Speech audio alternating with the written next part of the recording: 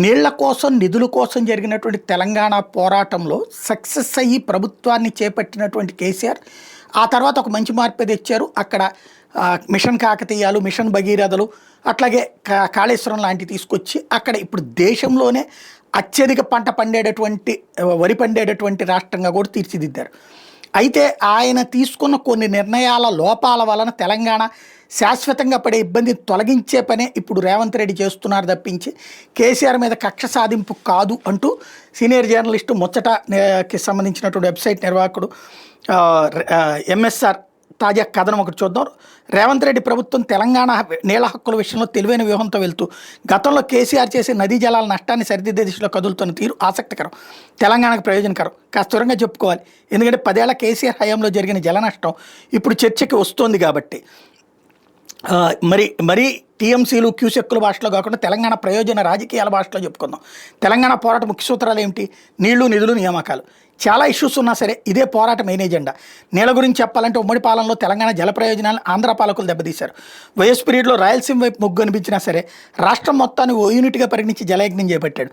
తను బతికుంటే తెలుగు రాష్ట్రాల నదీ జలాల ఉపయోగం వేరే రేంజ్లో ఉండేది. కొత్త రాష్ట్రం ఏర్పడ్డాక నేను అవసరమైతే కోర్టులో వాదించి మన వాటాను సాధిస్తానని అన్నాడు కేసీఆర్. కానీ కృష్ణా ప్రాజెక్టుల మీద సీతకన్ను వేశాడు. పెండింగ్ ప్రాజెక్టులు పూర్తి, కొత్త ప్రాజెక్టులు కదలిక లేకుండా పోయింది. ఎంతసేపు గోదావరి పైన ఆ కాళేశ్వరానికి ప్రాధాన్యత ఇచ్చాడు. అదేమో ఇష్టారాజ్యంగా కట్టిన ఫలితంగా 1,00,000 కోట్లు ఖర్చు చేసినా సరే అది నొగలు విరిగిన బండి ఇప్పుడు. అంతేనా?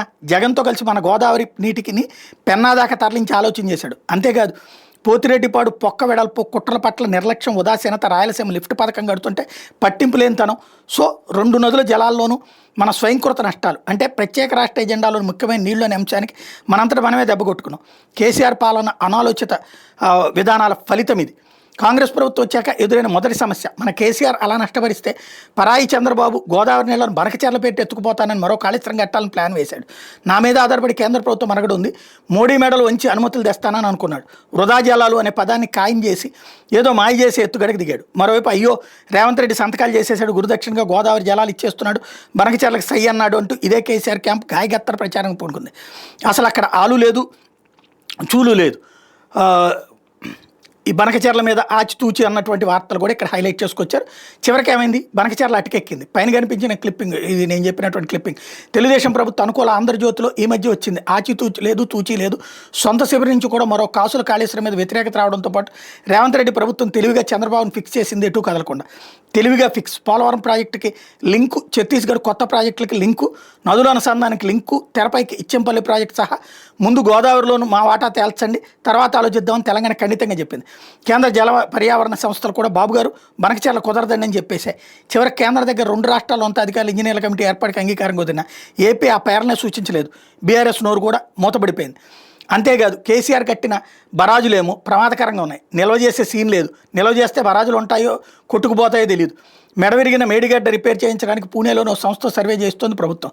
తర్వాత నీటి పంపిణీకి సరిపడా నిల్వకు పరిమితం చేయాలనేది రేవంత్ రెడ్డి సర్కార్ ఆలోచన. గుడ్. మరో తుమ్మిడిహట్టి పాత ప్రాణహిత చేవేళ్ల స్పిరిట్తో తుమ్మిడిహట్టి దగ్గర బరాజు కట్టి ప్రాణహిత నుంచి వీలైనంత వరకు నీటిని వాడుకోవాలని తాజా నిర్ణయం. ఇప్పటికే పూర్తయిన రిజర్వాయర్లు, పంప్ హౌస్లు, కాలువలను కూడా వాడుకుంటారు. మహారాష్ట్రతో ముంపు ఉంటుంది కాబట్టి 150 మీటర్ల ఎత్తులో కట్టడానికి 3-4 వేల ఎకరాల ముంపు. మహారాష్ట్ర ప్రభుత్వంతో సంప్రదింపులు చేయాలని రేవంత్ రెడ్డి ఆదేశాలు ఇచ్చారు. అవసరమైతే 148 మీటర్లైనా అంగీకరించాలి. మహారాష్ట్ర అడిగితే ఆ ముంపు భూములకి గరిష్ట పరిహారాలను ఇవ్వడానికి కూడా ప్రభుత్వం సిద్ధమవుతుంది. ఇక ఇచ్చెంపల్లి నదుల అనుసంధానం ఇప్పుడప్పుడే తేలదు. దానికి చాలా చిక్కులు ఉన్నాయి. ఇవి గోదావరికి సంబంధించి కేసీఆర్ చేసే నదీ జల నష్టాలకు విరుగుడు అడుగులు. ఇకపోతే కృష్ణా జలాల మీద కేసీఆర్ తప్పటడుగులకు రేవంత్ విరుగుడు ప్రయాసపడాల్సి వస్తుంది. కేసీఆర్ పాలన తాలూకా నీళ్ళ వైఫల్యాలు, రేవంత్ రెడ్డి ప్రయాసాల గురించి చెప్పుకున్నాం కదా. గోదావరి మీద తాజాగా వ్యూహాత్మక తెలంగాణ జల ప్రయోజనాల అడుగుల గురించి చెప్పుకున్నాం కదా ఫస్ట్ పార్ట్లో. ఏపోతే మరి కృష్ణా జలాల సంగతి ఏంటి? అది సెకండ్ పార్ట్. అప్పుడెప్పుడు కృష్ణా జలాన్ని బచావ్ ట్రిబ్యునల్ రాష్ట్రాల నడుము పంచింది. అది 75% డిపెండబిలిటీ లెక్కలతో. మనకు వచ్చింది సుమారు 800 టీఎంసీల వాట ఉమ్మడి ఏపీలో. తర్వాత బ్రజేష్ కుమార్ ట్రిబ్యునల్ వచ్చింది. 65% డిబేటబిలిటీ లెక్కలు వేసి నీటి లభ్యతను పెంచి చూపించింది. ఉమ్మడి ఏపీకి దాదాపు 200 టీఎంసీల అదనంగా, అంటే మొత్తం 1000 టీఎంసీల దాకా ఇచ్చింది ఇది ఆ ట్రిబ్యునల్. కానీ కర్ణాటక అధిక ప్రయోజనం కలిగించే ఆల్మట్టి ఎత్తుపెంపు సహా నిర్ణయాల్ని ఉమ్మడి ఏపీ వ్యతిరేకించింది. తెలంగాణ రాష్ట్రం ఏర్పడ్డాక మనం మన వాటా ఎంతో తేల్చాలని డిమాండ్ చేస్తున్నాం. విభజన చట్టంలోని ఈ ప్రస్తావన ఉంది. మనం సుప్రీంకోర్టుకు వెళ్ళాం. తర్వాత కేంద్రం తెలంగాణ ఏపీ కృష్ణా జలాల వాటాల్ని తేల్చే పని కూడా ఆ బ్రిజేష్ ట్రిబ్యునల్కి అప్పగించింది.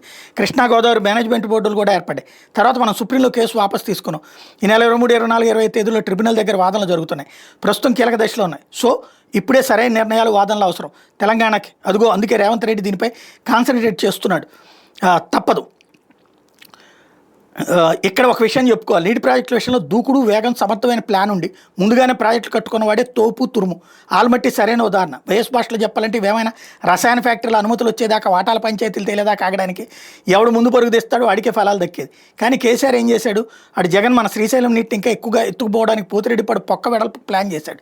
రాయలసీమ లిఫ్ట్ ప్లాన్ చేశాడు. తుంగభద్ర ఇష్యూస్ కూడా ఉన్నాయి. ఇవేమీ పట్టించుకోలేదు కేసీఆర్ సరిగ్గా. జగన్తో దోస్తీ కోసం తెలంగాణ జల ప్రయోజనాలు ఫడంగా పెట్టాడు. పోనీ శ్రీశైలం ఆధారిత శ్రీశైలం ఎగువన కృష్ణా పెండింగ్ ప్రాజెక్టులు పట్టించుకున్నాడంటే అది లేదు. ఎస్ఎల్బీసీని ఎలా పండబెట్టారో చూసాం కదా. ఉదాహరణకి కొత్త ప్రాజెక్టులు, పాత పెండింగ్ ప్రాజెక్టులు కథలు వెరసి మనకే మరింత జల నష్టం వాటిల్లే ప్రమాదం.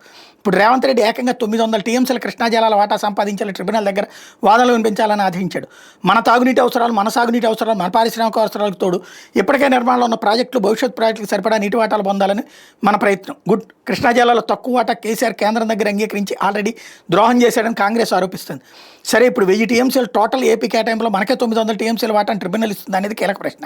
కానీ సంకల్పానికి, ప్రయత్నానికి, లక్ష్యానికి, దరిద్రం దేనికి ఆ వాదన కట్టుబడాలి. అందుకే కొన్ని కొత్త ప్రాజెక్టులను అర్జెంటుగా గ్రీన్ సిగ్నల్ ఇచ్చి వాటి నీటి కోసం ట్రిబ్యునల్ ఎదుట వాదనలు సిద్ధం చేయాలని వ్యూహం.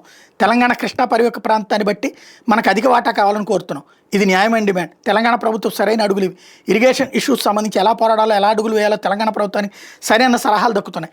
స్థూలంగా చెప్పాలంటే కేసీఆర్ ఉద్యమ ప్రధాన ఎజెండాలోని నీళ్లు అనే అంశానికి తూట్లు పొడిస్తే వాటిని పూడ్చడానికి రేవంత్ రెడ్డి ప్రభుత్వం నిశ్శబ్దంగా అడుగులు వేస్తుంది.